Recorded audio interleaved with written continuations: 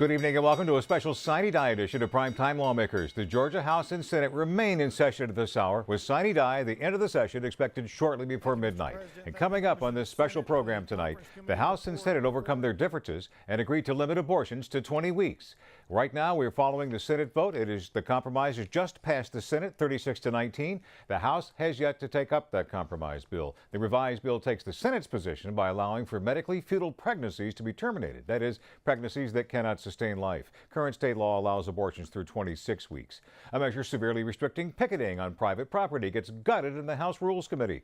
Both the American Civil Liberties Union and various Tea Party groups had opposed the measure. Sandra Parrish will be bringing us exclusive interviews live from the Capitol on hot topics like education, tax reform, criminal justice reform, and illegal immigration. And for in-depth analysis on these final hours of the 2012 session, I'll be joined on set by former state legislator and Congressman Buddy Darden and Bill Crane, political analyst with CSI Crane. For Thursday, March 29th, 2012, the 40th and final legislative day of the Georgia General Assembly, this is a special live Sine Die coverage of Primetime Lawmakers.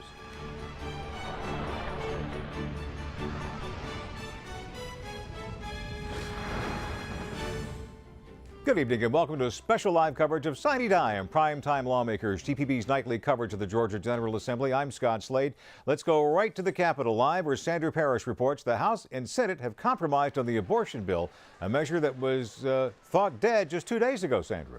That's right, Scott. 2 days after it was considered all but dead for the session, House Speaker David Ralston appointed a conference committee late this afternoon, which signed off on an agreement around 8:30 tonight. The House decided to take the Senate position that would only allow abortions after 20 weeks for pregnancies where the baby would not survive outside of the womb. What we have put in place here today stops all the convenience abortions at 20 weeks, and it also provides the medically futile pregnancies can still be aborted past 20 weeks for those very, very tragic cases. And that was a concession that we made on the House side. As everyone knows, we passed a bill that did not include that exception. The Senate added it. We went back and I worked hard with some other folks and really tightened up the language to make sure that it said what the Senate wanted it to say. It has to be a profound and irremediable congenital or chromosomal anomaly that is absolutely incompatible with sustaining life outside the womb. It is a baby that will pass away very shortly and very tragically. And so, given that right now we have no enforceable abortion statute, we were willing to make that concession to make sure we put some teeth into what we have in the state. And Scott, that bill just passed in the Senate 36-19 just a few moments ago. It was along party lines. If you're hearing the crowd right now around me, there's sort of an impromptu press conference by some of the women from the Senate.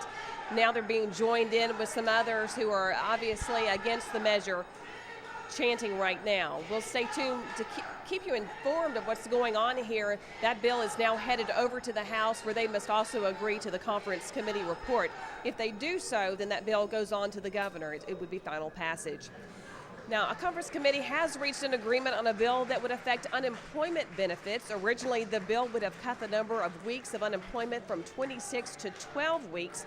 The agreement now gradually reduces the number to 14 weeks. That 1 week waiting period that was included in the original bill was taken out. All of this in an effort to shore up Georgia's unemployment trust fund, which is over $700 million in debt to the federal government. A bill that would have prohibited picketing in front of a private residences was drastically changed in the House Rules Committee tonight. The entire portion dealing with picketing was taken out of the bill, leaving a section that labor unions are still troubled by. It allows members to opt out of unions at any time, leaving some to worry that dues paid by others will substantially increase year after year. Many have referred to this as a union-busting measure. But bill sponsor Senator Don Balfour tells me it's just a matter of giving workers an option, which is done all the time with health care. There are exceptions for teachers, police, and firefighters. Right now, there are members of Occupy Atlanta and union members standing by in the House gallery to watch that debate. We're waiting for it as well. State troopers are also on hand in the event that they plan any disruptions, and we'll be sure to keep you posted. Sandra, I don't think I've ever heard anything quite like the women senators chanting and protesting the Senate vote in the background, out in the hallway just a moment. Could you tell what they were saying? I couldn't tell what they were saying because obviously I was talking over them, but they had a whole group of people who were here watching the debate. who were joining in with him. That was most of the chanting that you heard. But do remember that early on when this measure passed, you had the women, the female senators, who were mostly Democrats, walk out of the Senate chambers when it passed at that time. And of course, now the House would have to pass this compromise measure, this conference measure, for it to become law. That's right. All right, thank you, Sandra. We'll be checking back with you in just a moment. Okay. And now a reminder that there's much more video and information available on our website. Extended interviews, complete shows, and live House and Senate streams are available at gpb.org/lawmakers, including an extended version of that interview on the abortion bill compromise we just showed you. Also, you can like Prime Time Lawmakers on Facebook and keep up with the Capitol news even before we go to air. Online or off, Prime Time Lawmakers is your source for all the news under the Gold Dome. Now, I'd like to welcome back to the program two gentlemen you've come to know throughout the session. They'll be with us throughout our special coverage this evening. Buddy Darden, former state legislator and congressman who's senior counsel to McKenna, Long and Aldridge, and Bill Crane, political analyst with CSI Crane. Notwithstanding all the noise in the hallways just a moment ago, gentlemen, I don't see many happy faces down there at either one of these chambers this late in the session. I don't think I would have gone out on this note. I mean, to take up a social bill as hotly charged as this one in the waning hours of instead of having the kind of confetti prep that we typically see.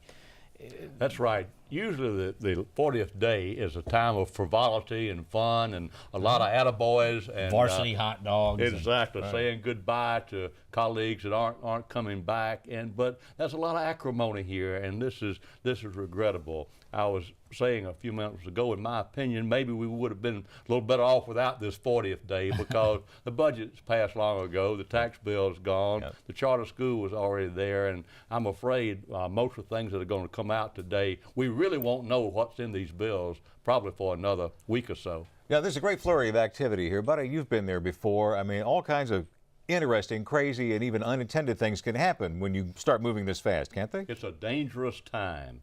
You could almost pass anything through with the right people behind it at this stage of the game. However, there are a lot of votes cast that some of these legislators may well regret later on. But the necessity of the 40th day pushes it on. But again, there's not the fun and the frivolity that we normally see, not the good spirit that we normally see on the last day. You see a live picture right now of the House and the Senate still in session. They have to quit by midnight tonight. That's state law. They cannot go any further than midnight. That's constitutional. Of course, in the past, as we said earlier this evening, we've had speakers who've actually stopped the clock before.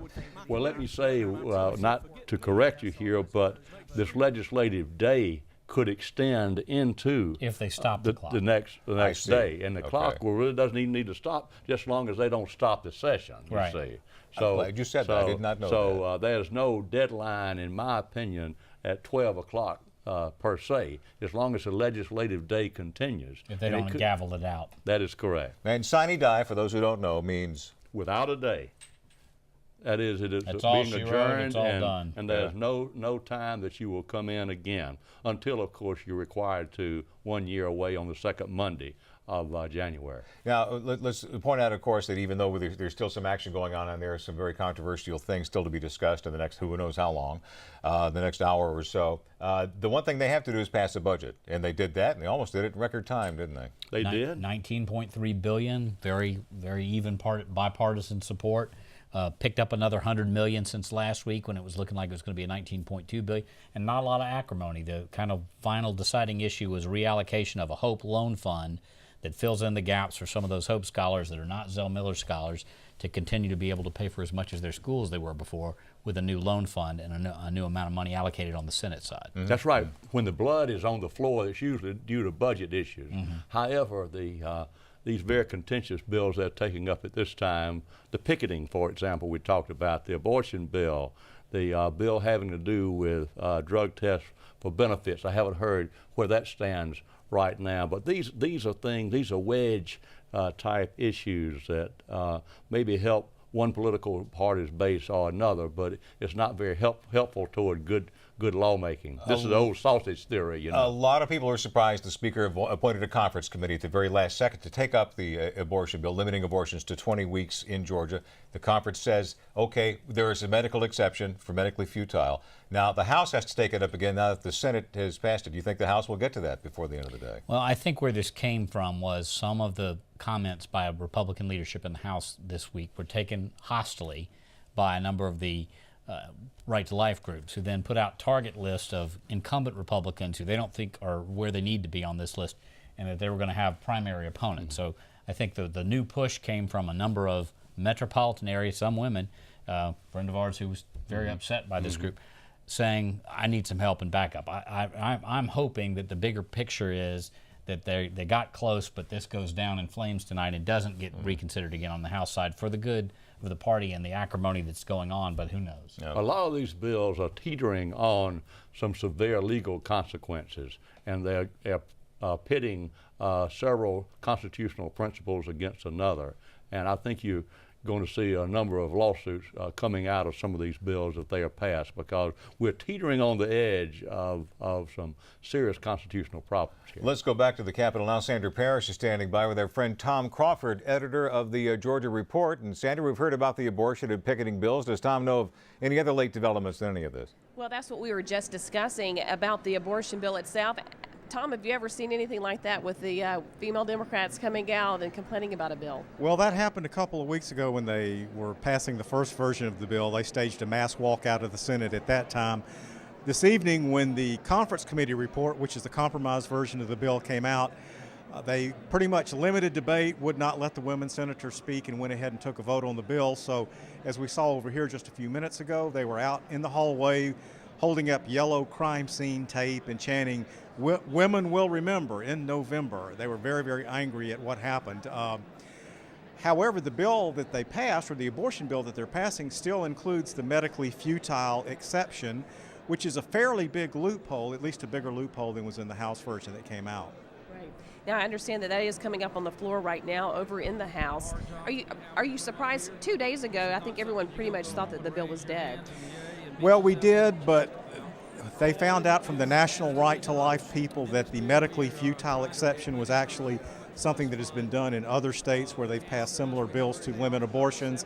So they said, yeah, go ahead and put it in the bill if you want to, and that sort of cleared away the hurdles to reach an agreement on it and bring it out for a vote tonight. Okay, actually, it's the unemployment bill that's in the House right now. Let's go to that and talk about the conference committee report that came out on that. The conference committee report eased up a little bit on unemployment. They originally were going to cut the weeks that you could receive unemployment benefits from 26 all the way down to 12. They eased off on that a little bit, and now it's somewhere between 14 and 20 weeks that you would receive unemployment benefits, which is still less than 26 weeks, and I'm told that's one of the lowest numbers of weeks in the nation that people receive benefits. But they say, the supporters of the bill say, they still have to do something to rebuild the balance in the unemployment trust fund. It's caused a lot of, obviously, heartburn among the Democrats and the working folks as well. But it's passed the Senate, and I think it'll probably pass the House before we get out of here at 12 o'clock. Now, going back to reducing those number of weeks, I believe it's on a sliding scale based on the unemployment rate? Yes, if the unemployment rate is really high, I believe above 9%, then you could receive jobless benefits up to 20 weeks. If it's lower than, I think, 6 or 6.5%, then you would only be eligible for 14 weeks worth of benefits. But both of those are a significant reduction from the 26 weeks that are currently provided for in state law. And they took out that 1 week waiting period. They did. The original version of the bill required you to wait a week before you could start receiving benefits. They took that out, and now as soon as you apply for the benefits and are deemed to be eligible, you can start receiving them. I believe we're about to get a vote on that one as well. We'll be sure to let you know when that vote does come up. Another bill that has received final passage in the House tonight is the City of Brookhaven. That changed a little bit in the final days as well. Well, the biggest change was in the name. As you remember, there were differences between the House and Senate over whether it should be Brookhaven or Ashford, but I think they finally settled on the name Brookhaven. I believe the House may have reduced the number of city council members down to 5, but correct me if I'm wrong. I believe it's a total of 5, including the mayor, the mayor and 4 city council members. So they did make some small tweaks in it, but it came out. There will be a referendum, I believe, July 31st among the affected people in that area, and they can decide whether they want to incorporate or not. Now, another bill that we're waiting for, and it remains to be seen if they're going to have enough time, is the picketing bill, and actually they made a huge change in that tonight in the House Rules Committee. That's right. They took out the provisions that would have prevented mass picketing near a private residence. There was a lot of opposition to that, not just from unions, but from Tea Party organizations, from PTAs, from Right to Life groups who thought that the bill could be used to zero in on them and prevent them from protesting as well. So that's out. Some other anti-union provisions are still in the bill, such as one that requires you to provide written certification every year, authorizing dues checkoff, which is a major issue with a lot of the union organizations. That's still in the bill, but the mass picketing part, the anti-picketing part, apparently is out. Right. As far as we understand, though, that the Occupy Atlanta folks have joined in with the union members to protest the bill as a whole and the changes that will affect the union. We're told that there could be some kind of a demonstration later on tonight when the bill comes up, but at this point, we're getting late in the hour. Don't know if that bill will actually make it up tonight. That's a good point, and there are, they have filtered into the building today, the folks who are opposed to the bill. There are a lot of Capitol Police and state troopers stationed around here to provide security. Who knows what will happen if the bill comes up for a vote and if some people decide to, stage a protest about it. It could get hairy. Where are we right now on the testing for benefits? That had gone to a conference committee earlier this evening, hadn't it? It did, and that has not come out for a vote either, and that's another one. They're running out of time on that one. They may well not have time to vote on it before the end of the session. It's a possibility. Okay. One other bill that we haven't seen tonight that we were told was going to come up was the immigration bill, which also stripped out the students part of that bill. House Bill or Senate Bill 458. Yes, 458. That's right. When it got over to the House leadership, I understand, balked at the provision that would have required the removal of undocumented students from the state's public colleges. That part of the bill was taken out. They did leave in some provisions. It made some minor tweaks, some minor adjustments to the administration of last year's immigration bill, which is HB 87. But the undocumented students part, that is out, and if it does come up for a vote, that won't be in it, I understand. Okay. All right, Scott, back to you. All right, thanks very much, Sandra, and thank Tom for us. Great to see both of you there. We'll be checking back with Sandra Parrish throughout the evening. We're going to go issue by issue this evening, some of the more important issues. Well, I've got Buddy and Bill here. Let's talk a little bit about this unemployment trust fund and how big of an emergency that actually is. In the words of the Labor Commissioner, Mark Butler, says this thing's going to implode on us. We've got to do something. Is this the thing to do? It sounds like with all the moves toward making jobs available in Georgia, this would be a bad place to lose one. Well, there's no question that something had to be done. And when you owe the federal government $700 million, it's got to be paid back. And we might as well get started doing it. I think the original bill was somewhat tilted too much against the unemployed people and benefit recipients. And the benefit recipients, and frankly tilted too much for the employers, but it seems to have improved somewhat, even though Georgia still will be, according to what we've just heard, one of the lowest amount of benefits to be given unemployed people. So this is another area in which we don't want to be number one. That's the vote right now, 98-60. The House just adopted the compromise in the unemployment benefits that we just heard about. And as far as the onus on employers bill, I mean, they're going to pay a pretty hefty surcharge under this. They are, and the other thing I'll mention that was not so much talked about, but the Department of Labor, which is largely funded by the federal government, took some pretty substantial hits on the state government side of the ledger. They're going to be cutting about a third of the employee head count, closing a lot of those unemployment offices around the state, which are part of the political network that have always been kind of famous or infamous for that office. So it has not been a great legislative session for the department, for Mark Butler, the new commissioner, and if they didn't replenish this trust fund, there's nothing to pay it out of. So you either got to go to the general treasury or borrow more money for the federal government. The federal government wasn't going to loan more money. So as Buddy said, we had to do something. The question was, how do you distribute the weight? But in all candor, this is an area in which there could be some cuts. I think most people would state in good faith that perhaps the Labor Department is somewhat of a remnant of the past in terms of the offices that it has now. We have so many new tools at our disposal that we didn't have before, the internet, Quick forth, start. and many times. So I think this might be a good time. Necessity will eliminate some of these perhaps infrastructure that we really can do without. Still waiting on on action on drug testing for benefits, especially TANF, temporary aid for needy families. Where does that go from here? Does that really cause a lot of Fourth Amendment problems later?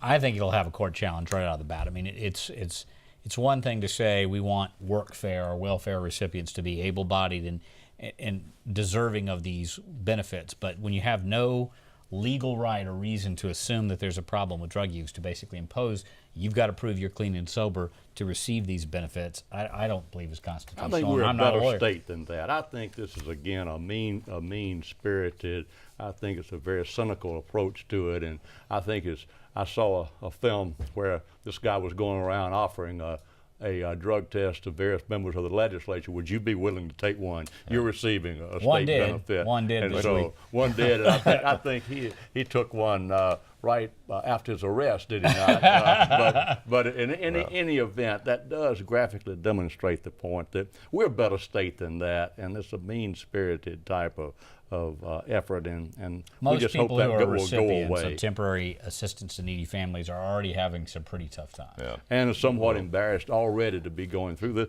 Plus, you make them pay for the test. Yeah. I mean, what could be more unfair? We'll get back to that later if some action comes up. Let's go ahead back to the Capitol now. Sandra is joined by Jamie Lord, Director of Government Affairs for the Georgia Family Council. And Sandra, it's been a big year for charter school discussions. That's right. Charter schools probably among the more key issues that we've seen this session. Jamie, tell me what your organization's view is on charter schools. Well, we support all forms of education. Anybody that has kids, of course, knows that not all children learn the same. They're not educated the same. Sometimes even within the same family, what works for one child doesn't always work for the other. So the more quality opportunities we have to educate students in the state of Georgia, we're for that, especially those that are free and public and accept all students. So we see charter schools as a really important option to have out there for families that may need something other than their traditional public school. Why was it so important that we have this constitutional amendment to basically give the state, again, the ability to create charter schools? Well, given the Supreme Court's ruling against the previously established Charter Schools Commission, what happens is people who bring forth a petition to start a charter school in a local community, if they're denied, if they believe they're unfairly denied in that local community, they have no appeal. One of the things this will allow us to set up is an appeals process where the state can review decisions made by the local board to determine if, in fact, charter schools were denied petitions because of excellent reasons or often not so great reasons. And it would allow those schools that have good petitions to open up and serve that community after all. And right now we have, close to a dozen, around a dozen schools? We have close to a dozen, a little more than a dozen that were approved at the state level when the commission was in place. There were 17 actually approved by the commission when it was established. And this will once again open something very similar to what was the Charter Schools Commission, operating under the State Board of Education that can review those local decisions. Let's talk about the enabling legislation because that received final passage today, and that was sort of key to bring this whole thing together. Absolutely. The constitutional amendment doesn't automatically reestablish an alternative authorizer. It just allows us the ability to do that. So we had to have the enabling legislation to really get into the weeds about what that would look like, how the schools would be funded, how the commission would be established, how many members there would be, so on and so forth. And people really cared about the details of that legislation, and until that wasn't entirely ironed out, the amendment doesn't necessarily do anything. The amendment obviously has to go to the voters in November, and if they approve it, then the enabling legislation will kick in, and we'll have once again an alternative authorizer in the state of Georgia. Anything else on the education front that you may have been watching this session? We had a lot of bills in education this year. There was a bill to look at grading of schools so that parents can accurately understand sort of the quality of their school academically, environmentally, et cetera. And that bill also passed today, and we're excited to see that. And there were obviously, as is true in any legislative session, a number of bills that we were tracking. Charter schools was the most pressing given the Supreme Court ruling and the need to get on the ballot for November, so we had to spend a lot of time, energy, and focus on that piece of legislation. Great. Jamie Lord, thank you so much for joining us this evening. Scott? Thanks very much, Sandra. We're following what's going on in the Georgia House and Senate right now. They are still in session. The last look we had, the Georgia House had assisted suicide bill is coming up is in the Senate right now. The whole idea is just passed, okay, making assisted suicide a felony in Georgia. The House is also taking up a couple of things as well between now and the witching hour of midnight. We have yet to see the compromise, the conference. That's McKillop in the Well there, Representative McKillop in the Well. He sponsored the abortion measure to limit abortions to 20 weeks in Georgia, now with the medically futile exception applied from that conference compromise with the Senate. It has passed the Senate already. All right, let's go to it full right now, listen to the House debate. There was an additional amendment in the Senate that provided for a clear and convincing evidence standard to further protect the doctors in civil actions. This bill is an outstanding bill. I commend it to this House. We are going to save 1,000 babies when this bill goes into effect every year. I ask for this House's favorable consideration. We have vetted this bill. We have debated this bill. I have never come to this well and not stood for questions, and so today is the first time I yield the well. Is it true that the Senate has already adopted this conference committee report? On the adoption of the conference committee report on House Bill 954, all in favor of the adoption of the conference committee report will vote aye. All those opposed will vote no, and the clerk will unlock the machines. All right, there's no debate. That's it. Other than the Speaker noting that the Senate has already passed this measure, 36 to 19, as you saw a little earlier at the beginning of this live broadcast. This is live coverage of the Sine Die hour here at the Georgia General Assembly. The Georgia House of Representatives is voting on whether or not to change the law as it applies to later term abortions in Georgia, prohibiting them after 20 weeks unless the pregnancy is judged by medical professionals to be medically futile. Let's listen to the vote. Have all members voted? If so, the clerk will lock the machine. This will be final passage. On the adoption of the There it is. conference committee. That's final passage, 106 to This 59. chair has consistently ruled and held that we are not going to have outbursts like that from members or from the gallery on any measure for or against. All right, let's go back to our analysis here as we see it achieved final passage. Now, this is the conference report, which means the House and Senate got together and worked out their differences. For those who are in favor of this, they are celebrating. Those who aren't are wondering if the governor will have the stomach to sign it. Will he? Will he not? I think the governor will probably sign it. However, I do think that its inherent problem is that the legislature is substituting its judgment for what the judgment should be of a physician or a health care professional.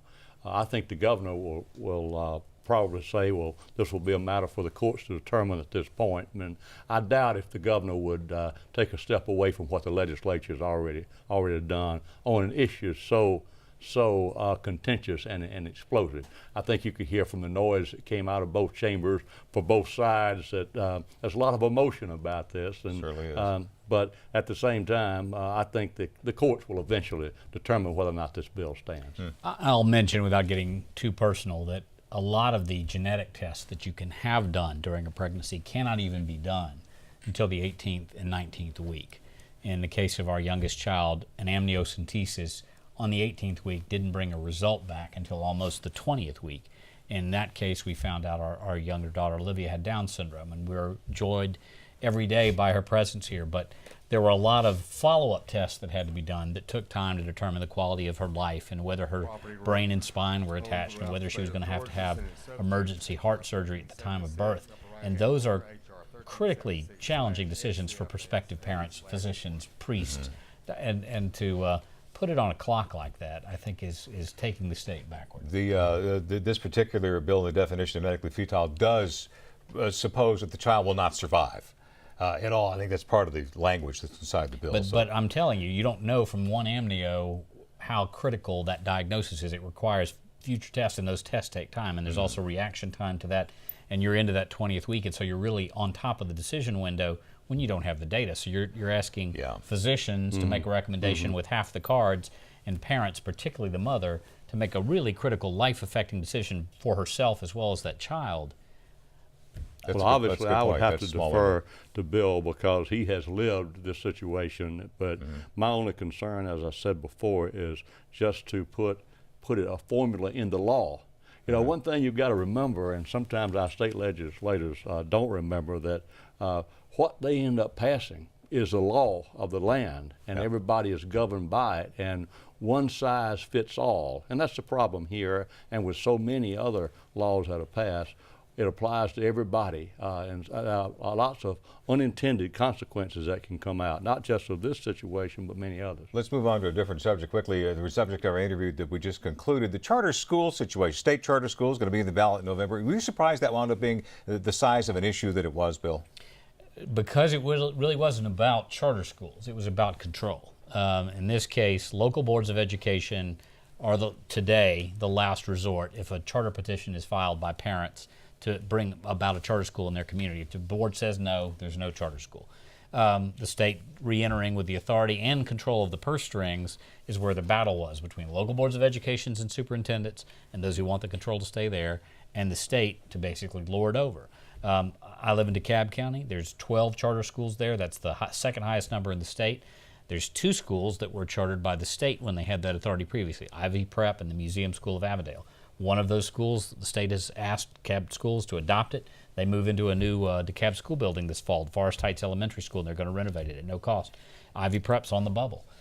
So in DeKalb in particular, that was a charged issue, and other parts of the state. And it was about control of the purse string and who pays for it. Well, this issue, when it comes on the ballot, I think will be almost as contentious as a presidential election. You're going to hear a whole lot about this. Even before it goes on the ballot, Scott, there'll probably be several lawsuits as to the wording of the ballot question. That's always a big issue that first draft was a doozy. Everybody's for better education, so you've got that issue. But also, that has been improved. It's not just about, as Bill suggests, it's not just about charter schools per se. It's also about the public education community in the state feeling like they've been shortchanged for the last 10 years. They've had austerity cuts of more than $4 billion, and they feel like that this is a place where they had to draw the line and had to make the fight. And the charter schools just happened to be the issue that came up where both sides decided it was time. Buddy was in the legislature when they created QBE, the Quality Basic Education Act. It's never been fully funded. They've never been fully funded the Quality Basic Education Act.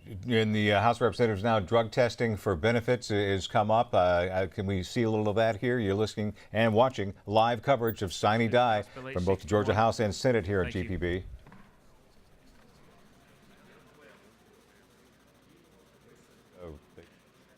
Read the description. Let's see if the question is called. I think he just made a motion to call it. And this would mandate testing. What purpose does Representative Dobbs rise?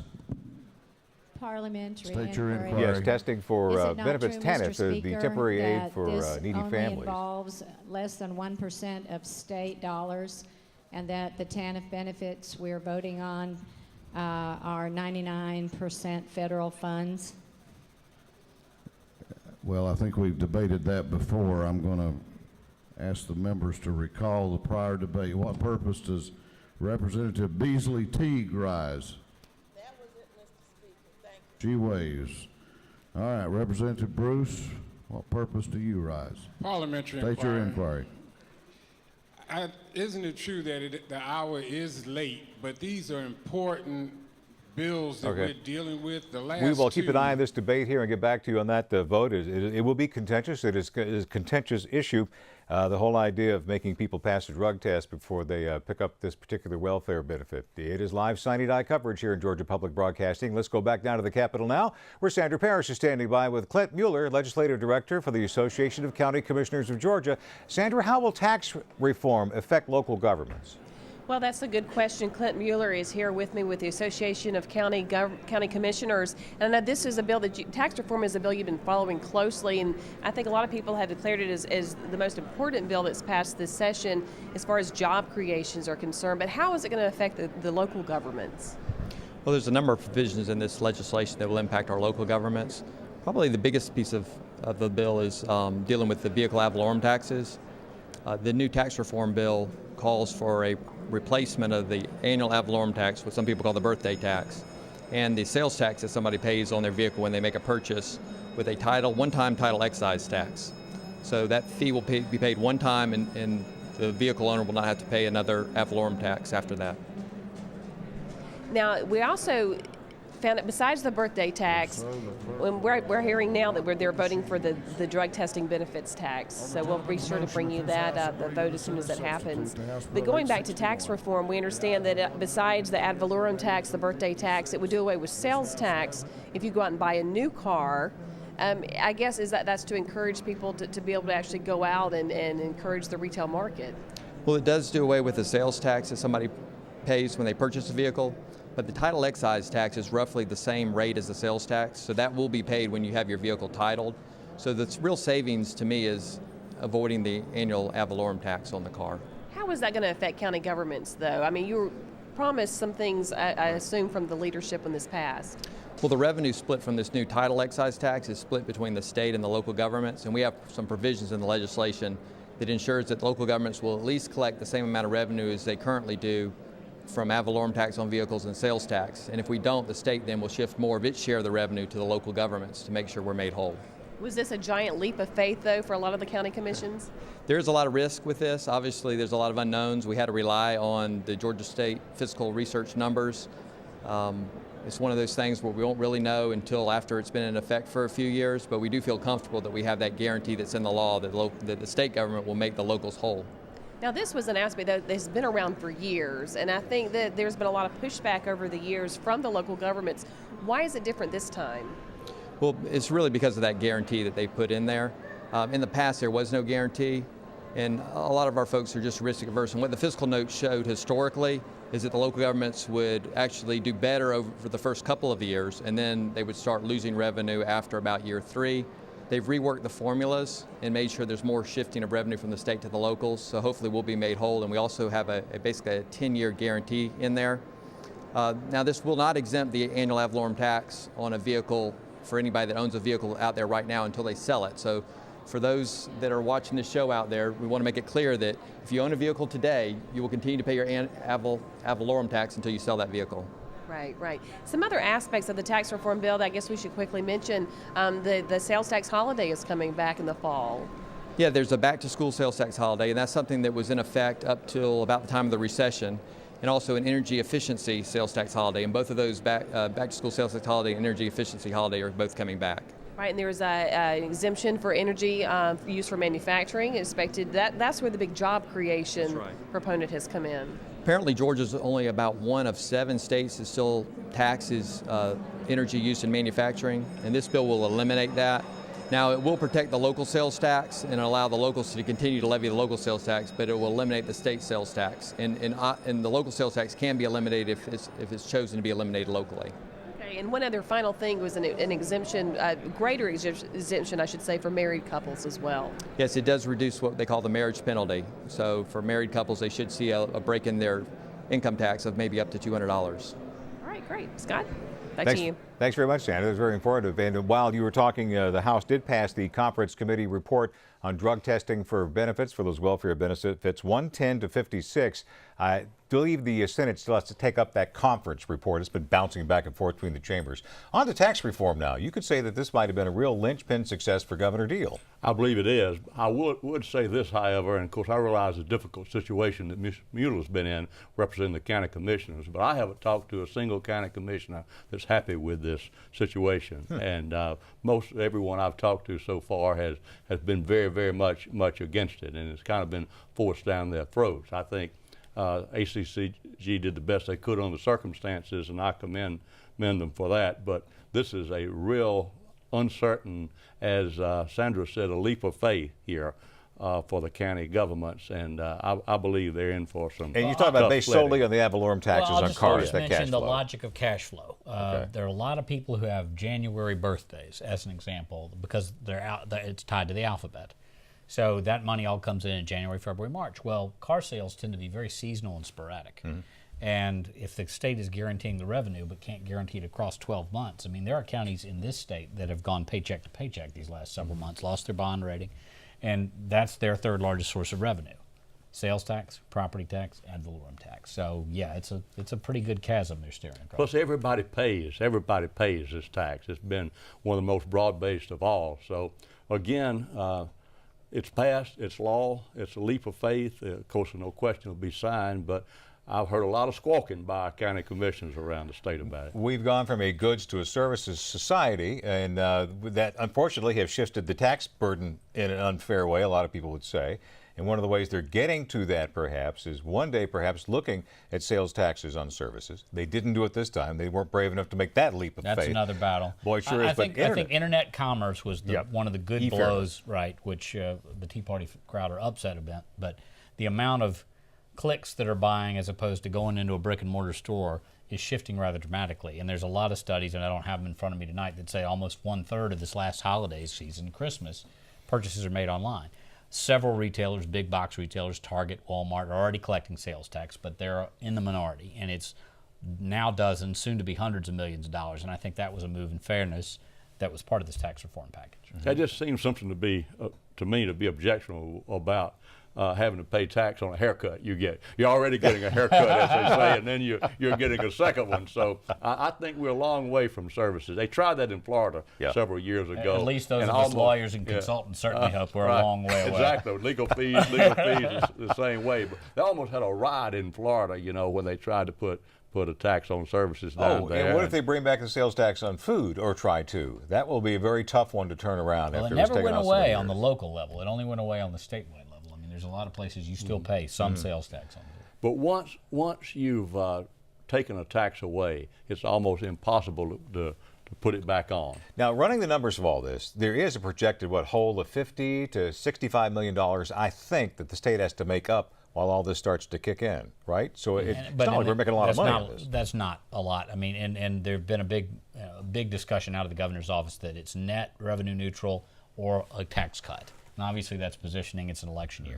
But I really think the leadership would have been better to go out on that and this budget that's growing back than these social issues that tend to be dominant and will certainly dominate the news coverage of the wrap-up of the session. Now, you guys are on the inside of, I'm sure, of some of these big deals that brings companies here to Georgia, brings jobs and that sort of thing. Will doing away with that energy sales tax and perhaps some machinery incentives really bring more business, more jobs to Georgia? It certainly helps. I mean, energy, particularly when you roll fuel in some employers' cases, is their second or third largest. You get utility payroll, facility expense, and either health insurance or industry utility costs.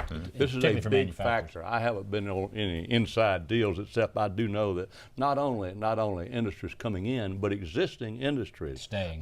A good example is the Budweiser plant up in Cartersville, and their energy costs are monitored very, very carefully, and that depends on their energy costs on how much production they're allowed to do, because they're in competition with other plants they have around the country. Right now, the one up in Cartersville is very, very productive, and this will be, I think, a big help to them to continue to lead the nation in being allowed to produce volumes more of product. Well, we'll watch what happens. We hear there's a couple of big businesses on the bubble here. This might push them over. Let's go back to the Capitol now, where Sandra Parrish is joined by Rusty Sewell, legislative consultant for the State Bar of Georgia. Sandra, it's been an interesting year for criminal and juvenile justice reform. That's right, Scott. And actually, criminal justice reform was the first bill to receive final passage here on the 40th day of the legislative session. Rusty, tell us the significance of passage of this bill. It was a great bill. I mean, we've never really gotten into criminal justice and looked at, the reforms that were needed. And Georgia's always been a state that has always put a lot of people in jail. But sometimes you have to look at those people and see why they're going. We know a lot of it is because of drug and alcohol. And I think the governor recognized this in creating the commission, and then, putting the money in for the drug courts and for the traffic court, things that will hopefully help these people, so that they won't commit additional crimes. And we can kind of catch them when they're just starting out, almost like a juvenile, but somebody that's maybe starting into drugs or something like that, or alcohol, and can correct some of those things so that in the long run it'll help us in our prison population. And that's the main thing, to make sure we have space for the people that need to go to prison, not just everybody. Right, and we're talking about expanding the alternative programs such as the DUI and the drug courts and such. That is correct. We've had very great success in this state. The courts, a lot of the superior courts have created basically drug courts, alcohol courts, mental health courts. And we've even had what is called veterans courts that have started to help.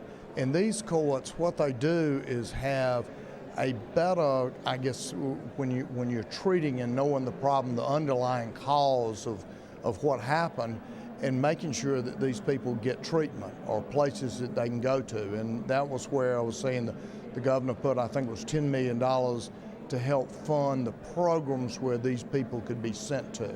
And that, that's a great improvement, much less, making sure we've corrected some of the crimes and and making sure that some of the offenses, a lot of the offenses that we saw before, you know, the first offense was 1 to 20, you know, and instead of breaking it down and saying the first time let's do 1 to 3 years, the next time maybe 1 to 10 years or something like that. And it gave a little bit more sense to the sentencing and how we treat people.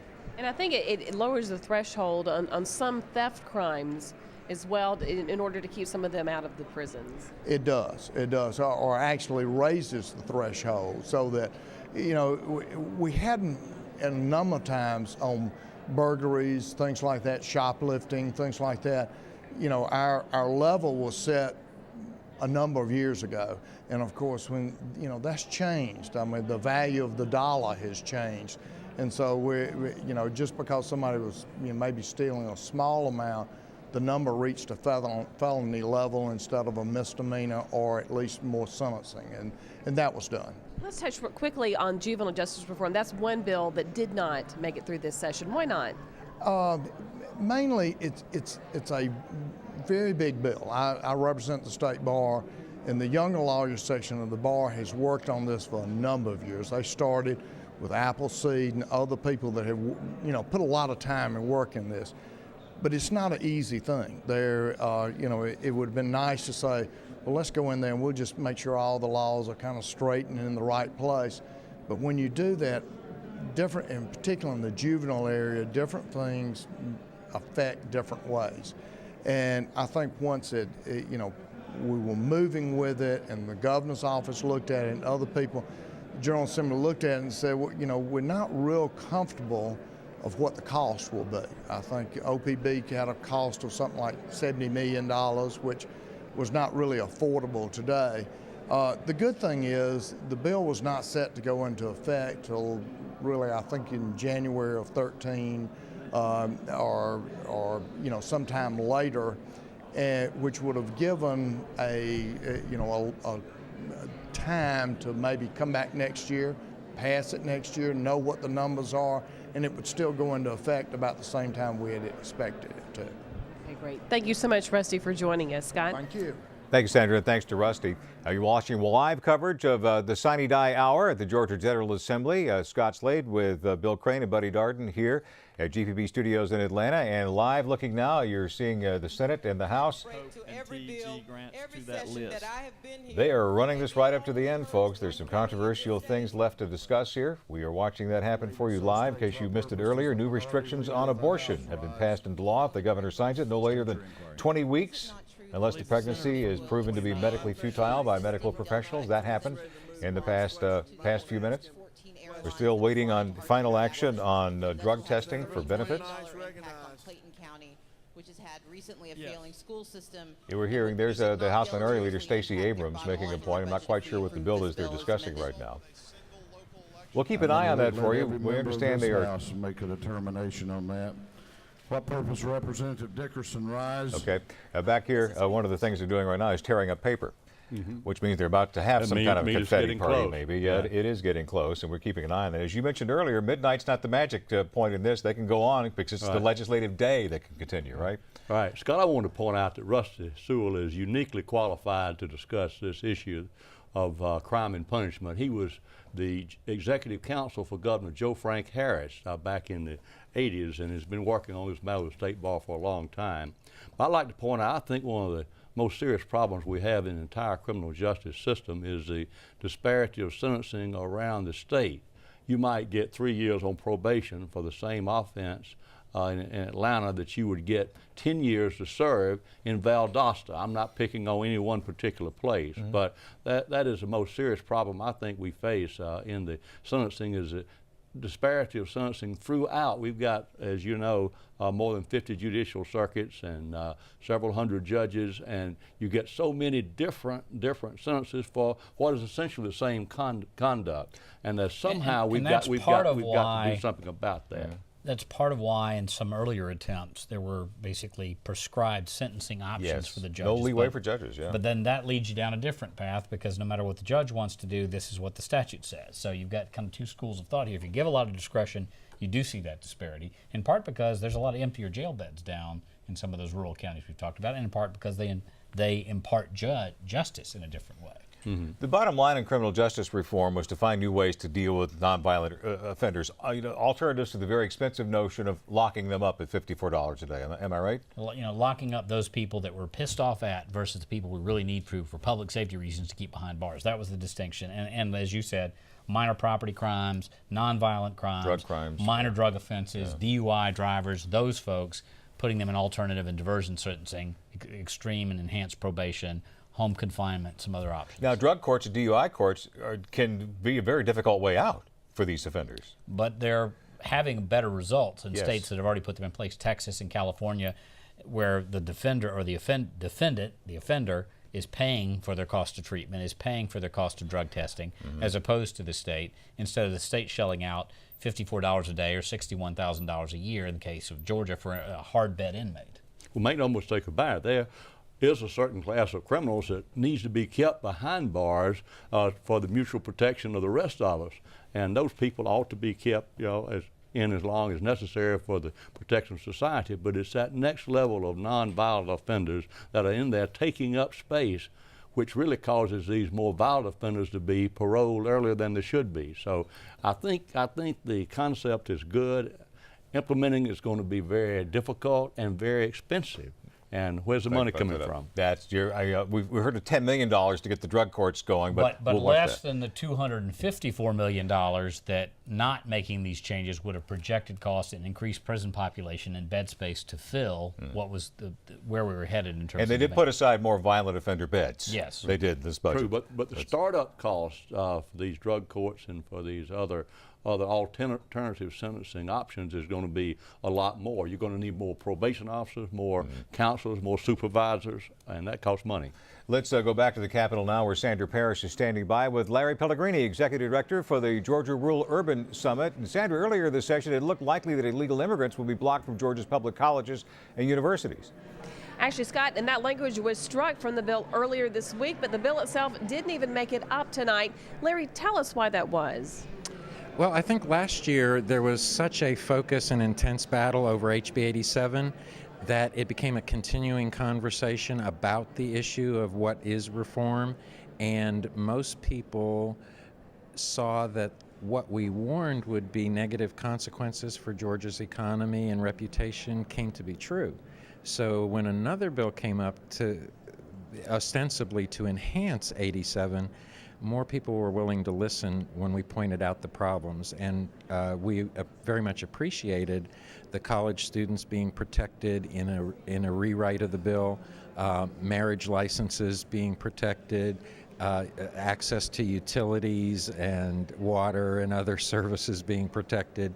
But what they didn't listen to was a very serious misrepresentation of how passports are used and accompanying documents, and once we explained that it wouldn't work, there was no more reason for that bill. And you've got a sample of what one of those documents would have been like.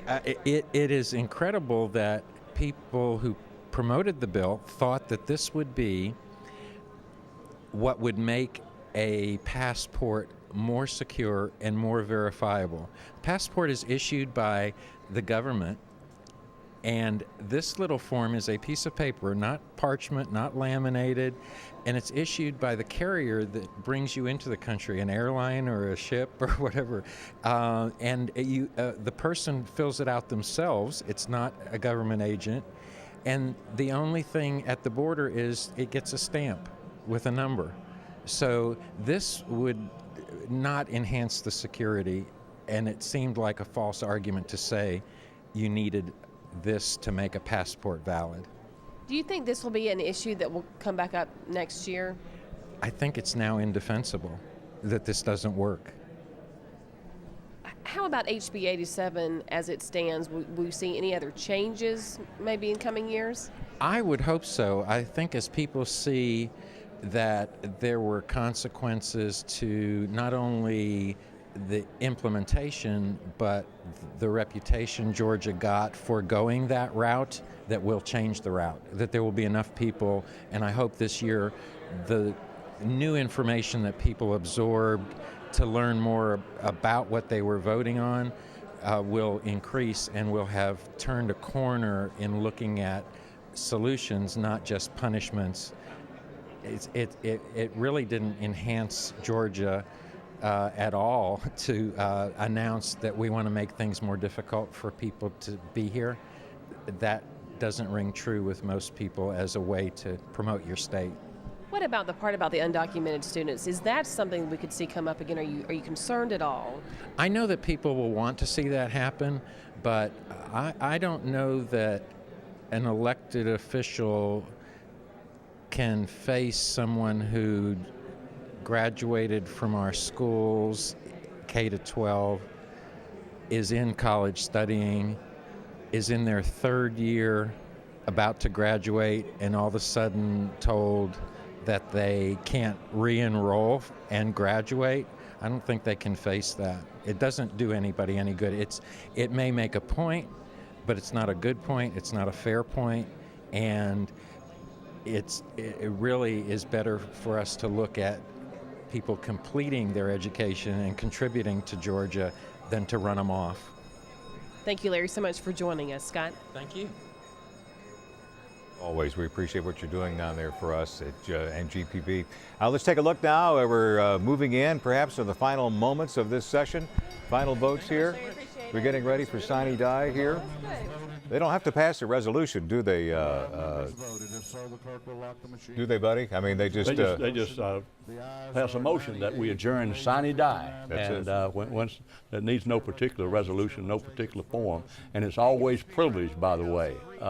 And what does that mean? It means Takes that precedence it over takes everything. precedence over everything else. And so once you bring it up, then and a person is recognized, the motion is made, then that's it.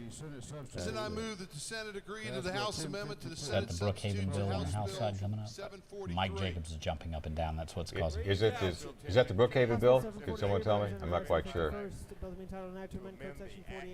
Okay, not real sure at this point. Boy, it's moving fast right now. It's 3 minutes to midnight. You're watching live coverage. The final moments here of the Georgia General Assembly here for 2012. Once they declare Sine Die and throw the paper in the air, they can run off and start campaigning, right, Bill? They will. And in fact, I'm sure there are fundraisers scheduled later this week and next week because it's, even though they got out short and had a tight, compact session in terms of calendar, qualifying is that last week of April, and then they're off and running. And a lot of these folks will have primary opponents. Oh, yes. A lot of them have already scheduled fundraisers already. Ready to go here. And of course the real issue now and the real attention turns to the governor because legislature goes home and then the governor has 40 days, I believe it's 40 days. To sign or pocket veto. To sign or let something become law without his signature. And so the governor remains supreme and he can pick and choose and do exactly what he wants to. The chambers are voting on a motor fuel tax exemption just a moment ago, so why they would put that to the last, I mean, only they know. It's something they wanted to get done.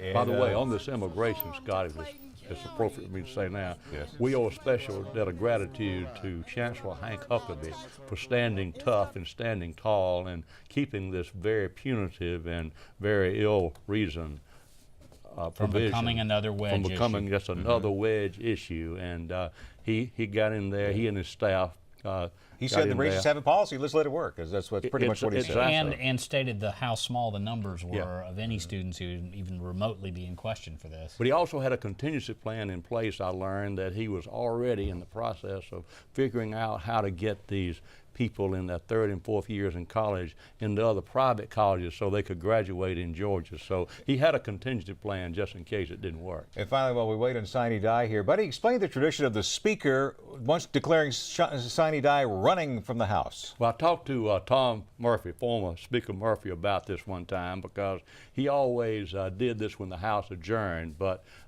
it appeared that the Speaker was always in trouble of being assassinated or attacked at the end of the session. So he would run from one side to another as a diversionary move to get out of the House so that they couldn't anticipate the way and the route that he took. So this is a great tradition, one of the many great traditions. And he was spry, too, up to his last session. I mean, he made some pretty fast moves up the floor. He looked like he was a Georgia tailback at some point. He did. Well, we're still waiting on that magic moment. Is it time to wrap it up? We're going to keep it with you past midnight. Someone tell me.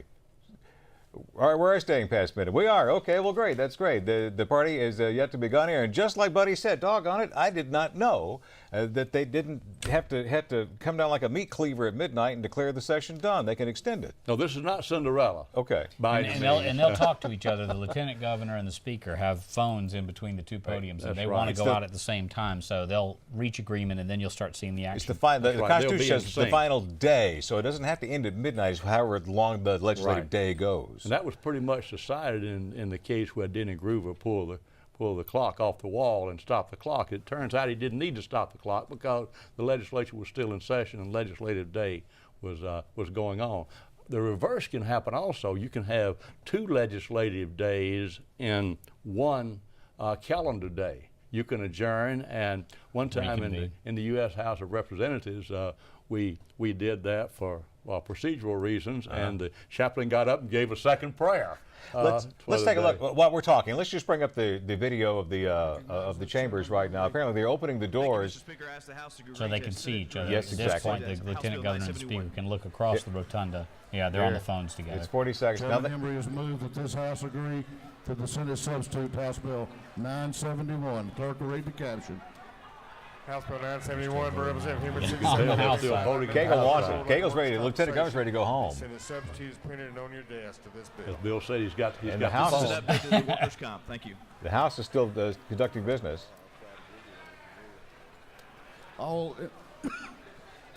And there'll be somebody who will object to this last bill too, I'm sure, but it won't do any good. To the Senate substitute, House Bill 971. All those in favor will vote aye. Those opposed will vote no. The Senate has not adopted the conference committee report on that drug testing for benefits, so that might very well go down and not actually happen. Let's keep it there. Let's keep it down there. Let's see what's going on down there. Can we? Yeah, Mr. Director. Yeah, let's keep an eye on this. And I have no idea what they're voting on in the House right now. Whatever it is it's illegal. I guarantee you 3/4 of people don't know what they're voting on down there either. And listen, the lieutenant governor disagrees with you, buddy. He says it's illegal to be here after midnight. Well, I will appeal. I will discuss it with him later. He's got the phone in his hand. We could call him. Chair recognizes the majority leader of the House for a motion. Here it comes. Chair recognizes the majority leader of the House for a motion. Mr. Speaker, I move this Thank you, House Mr. President. I now move the adjourn. Senate stand adjourned. Sine Die. On the motion of the majority leader that this House adjourn, Sine Die. All those in favor of the motion to say aye. Those opposed to say no. This House is adjourned. Sine Die.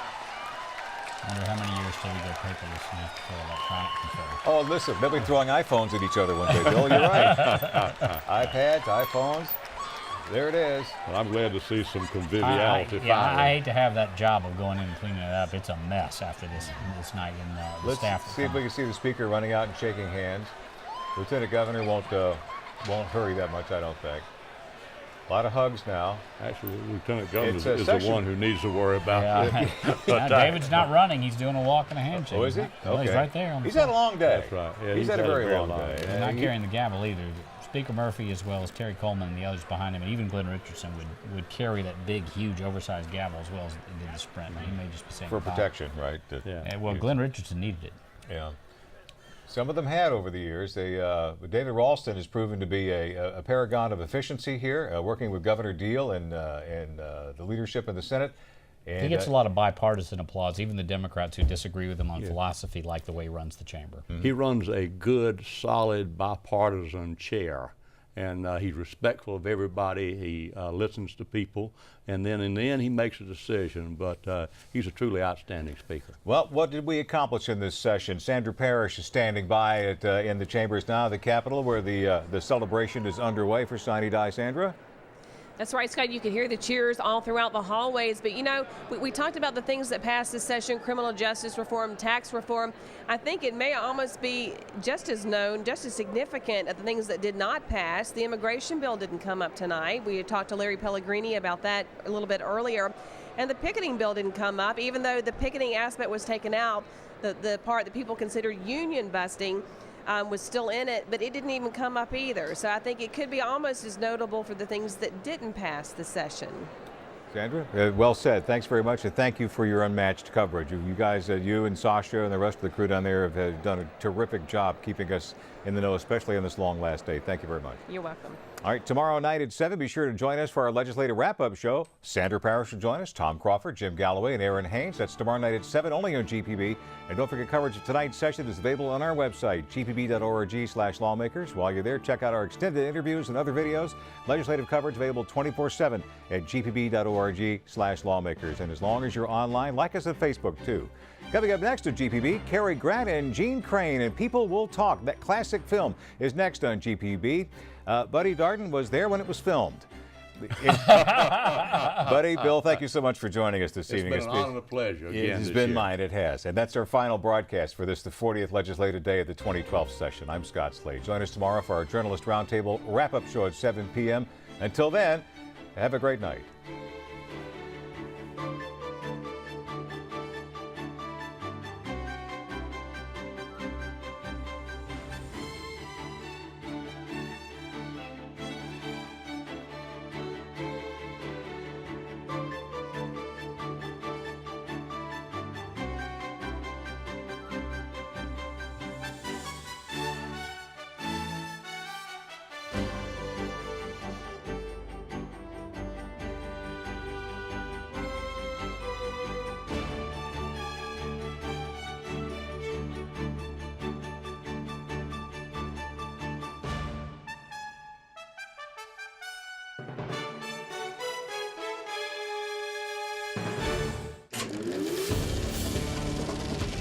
This is a GPB original production.